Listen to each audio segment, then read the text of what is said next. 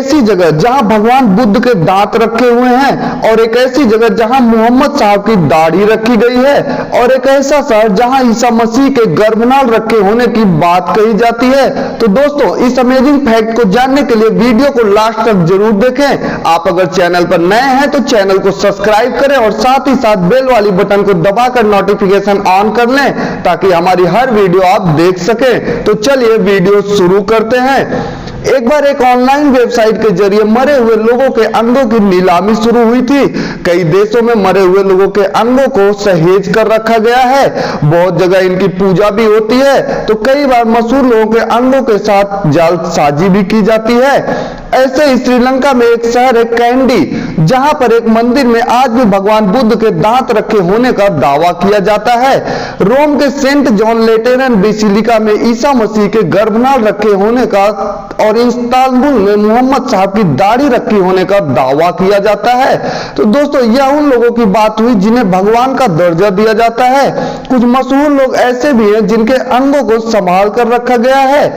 पेंचो villa का जन्म 5 जून 1878 में हुआ था। पेंचो विला एक मैक्सिकन क्रांतिकारी नेता थे जिन्होंने गरीबों के लिए और भूमि सुधार के लिए काम किया। उन्होंने मैक्सिकन क्रांति का नेतृत्व करने में मदद की, जिसमें पोर्फिरियो डियाज के शासन को समाप्त कर दिया और मैक्सिको में एक नई सरकार के गठन का नेतृत्व किया था। आज विला को एक लोकनायक और निम्न वर्गों के चैंपियन के रूप में याद किया जाता है। दोस्तों, साल 2011 में अमेरिका के अल्पासो शहर के एक दुकानदार ने दावा किया था कि उसके पास कुख्यात मैक्सिकन बागी जनरल पेंचो विला की वो उंगली है जिससे वह बंदूक की ट्रिगर दबाते थे। थॉमस एडिसन के बारे में तो हम सभी लोग जानते ही हैं, जिन्होंने फोनोग्राफ, विद्युत बल्ब और कई सारे आविष्कार किए हैं। थॉमस एडिसन का जन्म 11 फरवरी 1847 को हुआ था और उनकी मृत्यु 18 अक्टूबर 1931 को हुई थी। थॉमस एडिसन से जुड़ी हुई एक परखनली अमेरिका के मिशिगन शहर के संग्रहालय में रखी है। कहते हैं इस परखनली में एडिसन की छोड़ी हुई आखिरी सांस कैद है। अल्बर्ट आइंस्टीन जो कि जर्मन मूल के एक अमेरिकी वैज्ञानिक थे। अल्बर्ट आइंस्टीन की मौत के बाद सन 1955 में उनकी आंखें निकालकर न्यूयॉर्क में एक सेफ में रख दी गई थी और उनके दिमाग को निकालकर उसके 200 टुकड़े करके उसको अलग अलग वैज्ञानिकों को दिया गया था उस पर रिसर्च करने के लिए।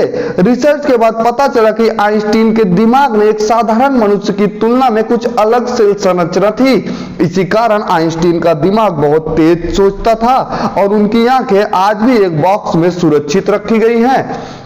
नेपोलियन के बारे में तो सभी ने सुना या पढ़ा जरूर होगा। इतिहास में नेपोलियन को विश्व के सबसे महान सेनापतियों में गिना जाता है। वह इतिहास के सबसे महान विजेताओं में से एक था। उसके सामने कोई भी टिक नहीं पाता था। लेकिन 1812 ईस्वी में रूस पर आक्रमण करके नेपोलियन ने गलती कर दी। रूस की सर्दी और वहां के वातावरण के कारण नेपोलियन की हार हो गई। अंग्रेजों ने नेपोलियन को बंदी बनाकर सेंट हेलेना द्वीप पर रखा था, जहां 6 वर्षों के बाद सन 1821 में उसकी मृत्यु हो गई। कहा जाता है कि नेपोलियन की मौत के बाद जिस अंग्रेज सर्जन ने नेपोलियन के शव का पोस्टमार्टम किया, उसने नेपोलियन के लिंग को काट लिया था। बाद में उसे महंगी कीमत पर नीलाम कर दिया, जिसे इटली के एक पादरी ने खरीदा था। बाद में इसे लंदन के एक किताब फरोश ने खरीद कर एक अमेरिकी वैज्ञानिक को $3000 में बेच दिया था। तो दोस्तों, अब हम बात करते हैं गैलीलियो की। गैलीलियो गैलीली जो कि एक इतालवी खगोल शास्त्री, भौतिक विज्ञानी और एक गणितज्ञ थे। गैलीलियो पहले व्यक्ति थे जिन्होंने चंद्रमा पर क्रेटरों और पहाड़ों की खोज की थी। गैलीलियो का जन्म 15 फरवरी 1564 को इटली के पीसा नामक शहर में हुआ था और इनकी मृत्यु 8 जनवरी 1642 में हुई थी। गैलीलियो की एक उंगली और अंगूठा इटली के फ्लोरेंस शहर में नुमाइश के लिए रखे गए हैं। 1737 में जब उनका शव एक कब्र से दूसरी कब्र तक ले जाया जा रहा था, उस वक्त उनके ये अंग निकाल लिए गए थे। गैलीलियो की रीढ़ की हड्डी, उनकी उंगली और दूरबीन को फ्लोरेंस के संग्रहालय में रखा गया है। गैलीलियो के अनुयायी फ्लोरेंस के संग्रहालय को एक तीर्थ स्थल के तौर पर देखने के लिए आते हैं। दोस्तों, जानकारी कैसी लगी कमेंट करके बताएं। वीडियो को लाइक, शेयर और अगर चैनल पर नए हैं तो चैनल को सब्सक्राइब करें।